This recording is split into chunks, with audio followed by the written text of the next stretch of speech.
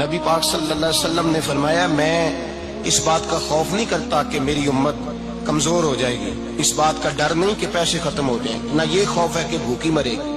حضور کس بات کا خوف ہے؟ تو نبی پاک نے فرمایا خوف یہ ہے کہ ان کا یقین کمزور ہو جائے گا۔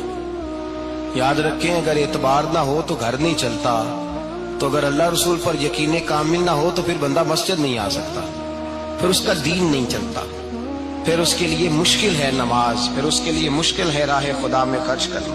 میرے نبی پاک نے فرمایا یوں نہ کہا کر کہ یا اللہ چاہے تو دے چاہے تو نہ دے، جب مالک سے مانگ تو کہا کر یا اللہ تجھی سے مانگنا ہے، میں لے کے اٹھوں گا، تو مجھے دے گا۔ فرمایا جتنا تیرا یقین کامل ہوگا اتنا ہی اللہ تجھے جھولی بھر کے عطا فرمائے گا۔ کمزور سا مسلمان، لڑکھڑاتا سا مسلمان دیکھتا ہوں کرتا ہوں، اور یہ بھی نہ دیکھا کریں بھائی ایمان یقین کو استقامت کے درجے پہ لیں، یہ نہ دیکھا کریں کہ وہ کیسے دے گا، وہ کسی وسیلے کا محتاج نہیں ہے، وسیلے کو پسند کرتا ہے، پر وسیلے کا محتاج وہ بغیر وسیلے کے بھی دے دیتا ہے۔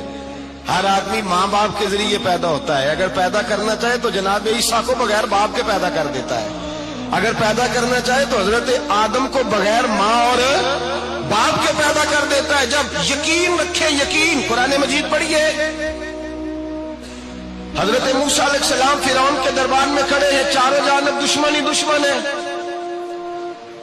جادوگر آ گئے، انہوں نے سانپ چھوڑے، حضرت موسیٰ کے ہاتھ میں ڈنڈا تھا، حضرت موسیٰ کہتے ہیں یا اللہ کیا کروں؟ تو اللہ تعالیٰ نے فرمایا اپنا عصا پھینک دو۔